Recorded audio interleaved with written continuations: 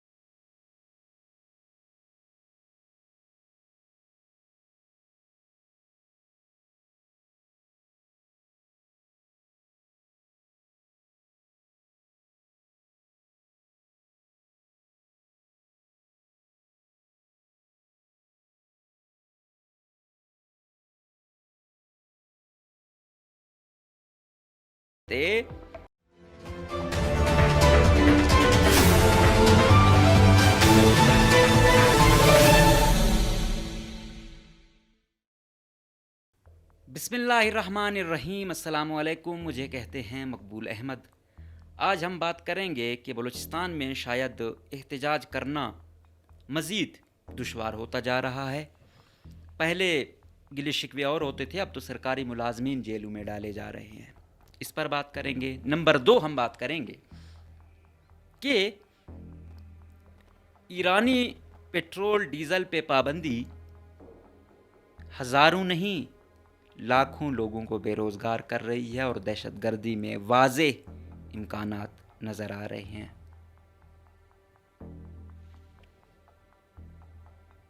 Number 3 ہم نے border بند کیے چمن بارڈر کا. میرے پچھلے پروگرام آپ دیکھ لیں کہ ہم کوئی ایسا نہیں ہے کہ ہمیں کوئی الہام ہوتا ہے. ہم گراؤنڈ صورتحال دیکھ کر آپ تک بات پہنچاتے ہیں اور کرتے ہیں، اور اس کا نتیجہ پھر نکلتا ہے کچھ عرصے بعد یا کچھ سالوں بعد. سب سے پہلی خبر ہوا کیا کہ بلوچستان میں اب سرکاری ملازمین کو بوجھ سمجھا جا رہا ہے. 1.5 کروڑ کی آبادی ہے جس میں ملازمین کی تعداد 3.5 سے 4 لاکھ کے لگ بھگ ہے. کوئی آئیڈیل روزگار ہم نے نہیں دیا ہوا، اور پیچھے آپشن بھی کچھ نہیں ہے. نہ کوئی انڈسٹری ہے، ना कोई प्राइवेट सेक्टर है, ना कोई और ऐसी टेक्निकल लेबर है, कोई और अपॉर्चुनिटीज़ तो हैं नहीं। उम्मीद क्या बन जाती है, यही कि कोई सरकारी मुलाजमत हो एक मिडिल क्लास के लिए। जो अतराफ में या बॉर्डर वाले हैं उनके लिए अपॉर्चुनिटी क्या थी, बॉर्डर्स थी, इंपोर्ट एक्सपोर्ट था, कोई छोटा मोटा वो सामान लेके आता था, ले जाता था, उसका भी चल रहा था। बड़े मगरमच्छ तो फिर ताकतवर हल्कों के भी पार्टनर होते हैं, हर जगह से ये काम चल रहा होता है। इन अफलातूनों को ये सूझ आई कि यार इतना नुकसान हो रहा है, लिहाजा ये बॉर्डर बंद कर देने चाहिए। या फिर उस वक्त ये पीटीएम उभरी हुई थी तो चमन वालों को सबक सिखाना था, तो निगरान वालों को स्पेशली निगरान दौर में जो हमारे चहीते वज़ीर आला बलूचिस्तान है और ये अनवारुल हक काकड़ फर्जंदे बलूचिस्तान जो बेरोज़गार करने वाले हैं बलूचिस्तान वालों को, हमें हकीकत बोलना होगी। मुझे शायद पैसा हर शख्स को अजीज़ है, हर एक को अच्छा लगता है कि मैं पैसा कमाऊँ, लेकिन ऐसा नहीं है कि मैं अपने पैसे के लिए लाखों करोड़ों लोगों को बेरोज़गार बनाऊँ। अपनी ज़ाती पसंद नापसंद की बुनियाद पे जो है ना कोई भी फैसला कर डालूँ, हमें कुछ भी खुदा का खौफ नहीं है। वो वही है, निगरान दौर में आया, बॉर्डर बंद करवा दी। चमन बॉर्डर पे पहले ही वो हो रहा था कि बादीनी को हमने फंक्शनल करना है, चमन वालों को सबक सिखाना है। जब ये बंद हो रहा था मैंने कहा ये दाइश और टीटीपी का गढ़ बनेगा आपका ये खित्ता। क्यों? चमन हो गया, किला अब्दुल्ला हो गया, पशीन हो गया, इवन क्वेटा तक इधर से सिलसिला चला हुआ था और आम आदमी तक डायरेक्टली या इनडायरेक्टली कोई ना कोई फ़ायदा आ रहा था। जिस तरह ईरानी सामान आता है, ईरानी सामान जो लाहौर या कराची से आने वाले सामान की निस्बत सस्ता भी होता है और उस मकरान वाले के लिए तो बहुत ही ज़्यादा सस्ता है, उस रक्षान वाले के लिए तो बहुत ही ज़्यादा सस्ता है जिसकी सकत ही बहुत कम है। लेकिन कहा इतना नुकसान हो रहा है। अगर पाकिस्तान 75-76 साल ऐसे चल रहा है ना तो आगे भी इसने चलना है। इस छोटे उससे कुछ नहीं होता, नुकसान नहीं होगा, लेकिन बस तंग करना है, समझना नहीं है, तो फिर क्या किया जाए? फिर बंद कर दिया गया। अभी कल परसों भी सीटीडी वालों ने 5 लोग इधर अस्करियत पसंदों के मार दिए पशीन में। अभी आपके बाकी तो छोड़ो, चलो हम समझते थे भाई ये अचकजई है, ये लड़ाकू है, ये किब्जई उसकी ये शाख लड़ाकू है, ये लड़ाकू है। फिर तरीन और काकड़ों का ये मसला हुआ। आगा जो है ये सैयद लोग माकूल समझे जाते, कारोबारी लोग हैं, शरपसंद इतने नहीं हैं, फोकस अपना कारोबार पे किया हुआ है। अभी आपको पता है कि टीटीपी या दूसरे उनमें सबसे ज़्यादा तादाद उनकी जा रही है। पहले ये होता था कि ये खुदकश धमाका हो रहा है, सपोज किया पशीन में हुआ, किला अब्दुल्ला में हुआ, इसका ताल्लुक वजीरिस्तान से है या किसी सूबे के किसी दूसरे सूबे से है। आप पता है जिस डिस्ट्रिक्ट में हो रहा है उसी डिस्ट्रिक्ट की किसी किले से जो है ना वो खुदकश है या वो मारने वाला है। तो वो क्या है? हम लाख कहें कि ये चीज़ वो चीज़, लेकिन बेरोज़गारी एक बहुत बड़ी वजह है। वो कहते हैं ना कि वो तंगदस्ती ले जाती है उस जाने पे। 1000 रीज़न होंगी, 1000 नज़रियाती रीज़न भी हैं कि ये अस्करियत पसंदी ऐसे बढ़ रही है, वो बढ़ रही है, लेकिन ये भी एक रीज़न है। अभी इस दफ़ा तनख्वाहें बढ़ाई। पहले हमने कहा कि भाई चलो सिंध ने 12% बढ़ाई, उधर पीपल्स पार्टी की हुकूमत है, यहाँ भी सो कॉल्ड पीपल्स पार्टी की हुकूमत है, तो ये 12% बढ़ाएंगे। लेकिन इन्होंने क्या किया? इन्होंने 10% बढ़ाया। फिर कहा डिस्पैरिटी अलाउंस है, फेडरल ने बढ़ाया 30%, हर एक ने ज़्यादा बढ़ाया। अब यहाँ पे उनका 20% बढ़ाया गया। उन्होंने कहा कि यार आपने हम लोगों के साथ कहा कि हम वफाक की तर्ज पर करेंगे, आपने तो हमारे 10% कम कर दिया। और अटैच डिपार्टमेंट वाले कहते हैं पहले हमें कोई आप प्रिविलेजेस देते नहीं हो, प्रमोशन हमारी नहीं है, तनख्वाहें हमारी नहीं हैं, उस तरह अलाउंसेस हमारे नहीं हैं, ये एक अलाउंस हमें थोड़ा बहुत कहीं से मिलता है बराबरी के लिए, उस पर भी आपने कट लगाई। तो उन्होंने कहा अच्छा अब हम आपको सबक सिखाएंगे।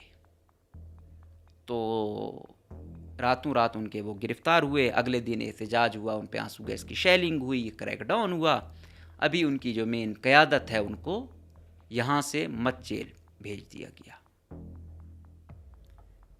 हम ये कहते हैं कि ऐसा नहीं है, सरकारी मुलाजमीन कोई बड़े वो होते شاید سیکریٹریٹ والے یا دوسرے ہوں کہ پھر بھی کچھ نہ کچھ الاؤنسیز ہیں. یہ اٹیچ ڈپارٹمنٹ والے درپدر لوگ ہیں, ان کا کچھ نہ کچھ سوچا جانا چاہیے. ان کی تنخواہیں بہت کم ہوتی ہیں. یقین جانیے اگر ایک پروفیسر بھی ہے نا, اس کی اتنی سخت نہیں ہے کہ وہ ایٹ اے ٹائم اپنے 2-3 بچوں کو پڑھا سکے. اگر اس نے اپنے بچوں کو کوئی اعلیٰ وہ دینا ہے یونیورسٹی لیول پہ, تو وہ ایک بچہ ایٹ اے ٹائم پڑھا سکتا ہے اپنی تنخواہ میں. کہ مہنگائی اتنی ہے اور خرچے اتنے ہیں, تو کچھ نہ کچھ سوچا جانا چاہیے, سمجھنا چاہیے. اور یہ ہمارے پروفیسر ہے, جب اس کے اسٹوڈنٹ دیکھیں گے میرے ٹیچر کے ساتھ جو ہے نا گریبان میں پکڑا ہوا ہے, تھپڑ مار رہے ہیں, یا کوئی اور جگہ سائی ہو رہی ہے, اس کی عزت نفس مجروح ہو رہی ہے, کیا گزرتی ہوگی اس کے بچوں پر, اس کے اسٹوڈنٹس پہ, اور اوورآل ایک عام آدمی کی حیثیت سے کیا ہوگی. یہ تو وہ لوگ ہیں جو باقاعدہ کمیشن پاس کر کے یہاں تک پہنچے ہوئے ہیں, معمولی لوگ تو نہیں ہیں. یہ آپ کی کریم تھے نا سوسائٹی کی, سینئر لوگ ہیں, اس کے ساتھ ہمارا یہ رویہ ہے. تو یقیناً بہت ہی شیم فل ایکٹ ہے, بہت ہی افسوسناک رویہ ہے. دوسری خبر کہ افلاطونوں کو ایک اور آئیڈیا پر کام کرنا اور کریک ڈاؤن شروع کر دیا ہے کہ ایرانی پٹرول اور ڈیزل اب بند ہوگا. ریزن کیا دے رہے ہیں؟ پہلے یہ بتائی جا رہی تھی یہ سمگل ہوتا ہے وغیرہ وغیرہ, بعد میں کہا اس کو کم کر دیتے ہیں, یہاں تک محدود کر دیتے ہیں. اب کہا ہے فل ٹائم کریک ڈاؤن ہے. بھائی فل ٹائم کریک ڈاؤن ہے, لہٰذا ریزن کیا ہے کہ ان کو آگ لگ جاتی ہے, یہ جان کا خطرہ ہے, فلاں فلاں فلاں. تو بھائی جان کا خطرہ پھر پاکستانی پٹرول پمپ بھی ہیں نا جن پہ ٹیکس والا وہ آتا ہے, تو اس کو بھی پھر آپ کل بند کر دو گے کہ کوئی ایسا واقعہ ہو گیا. یہ جو ابھی نوشکی والا افسوسناک واقعہ ہوا, جو ٹرالر تھا وہ دھماکہ ہوا اور کتنے لوگ بیچارے جان کی بازی ہار گئے اور ابھی تک ہسپتالوں میں ہیں, تو پھر وہ بھی آپ بند کر دو گے. دوسری دنیا میں یہ ہوتا ہے, حفاظتی تدابیر لی جاتی ہیں اور ہمارے بدبخت صوبے میں چیز ہی بند کر دی جاتی ہے. اب آپ یہ فیصلہ دیکھیں, ایک ایرانی پٹرول پمپ ہے, اگر آپ اس کو یہ دیکھیں کہ کم سے کم بھی اس پر لوگ اب وہ کریں ایٹ اے ٹائم, کتنے 3 تو ہوتے ہی ہیں نا, تو 3 شفٹیں آپ اس کی لگا لیں تو 7, 8, 9 کہیں 10, 12 بھی ہوتے ہیں. تو یہ کتنے لوگوں کو روزگار دیا ہوا تھا ایک پٹرول پمپ نے؟ ہزاروں لاکھوں کی تعداد بنتی ہے یہ ڈائریکٹلی اور انڈائریکٹلی. اتنا سرکار روزگار دے سکتی ہے. چلو آپ وہ بند کر رہے ہو, آپ روزگار اتنا دے سکتے ہو, آپ کی شروع سے لے کر آج تک سقط 4 لاکھ پوری نہیں ہوئی ہے, اور آپ جو ایک فیصلے سے لاکھوں لوگ بے روزگار کر رہے ہو, جو اس کی نسبت 4 لاکھ کی نسبت کئی گنا ہے, اس کو کیسے سنبھالو گے؟ اس کا ریسیپروکل کیا ہے؟ چلو آپ ایک چیز بند کر دیتے ہو نا, چمن والا بند کر دیا, ایک بھائی مہینے میں کوئی پی ڈی ایم اے سے کوئی راشن بھجوا دیا, بے نظیر انکم سپورٹ سے کوئی اکا دکا مہینے کے لیے 20-20 ہزار دیے گئے, وہ تو ایک مہینے کا بھی وہ پورا نہیں ہوتا. بھائی آپ نے بھکاری بنا دیا, جو کام کر رہے تھے, جو محنت مزدوری کر رہے تھے, ان کو آپ نے بھکاری بنا دیا. تو یہ کون سا فیصلہ ہے؟ یہ کون سے افلاطون ہیں جو ایسے فیصلہ سازی کرتے ہیں؟ لیکن یہاں پہ کچھ پتہ نہیں چلتا. ابھی گوادر سے ایم پی اے ہیں, اکثر وہ یہ کرتے رہتے ہیں اس پہ بات, بارڈر پہ وہ تو آئے تو ٹرالنگ کے خلاف ہیں, ایم پی اے بنے ہیں, لیکن بارڈر پہ حالانکہ ان کی بارڈر کھلی ہوئی ہے پھر بھی وہ باقی بارڈرز کے لیے بات کرتے رہتے ہیں. ان کا بیٹا کراچی سے اغوا ہوتا ہے اور پھر گوادر پہنچتا ہے. اب یہاں پہ 2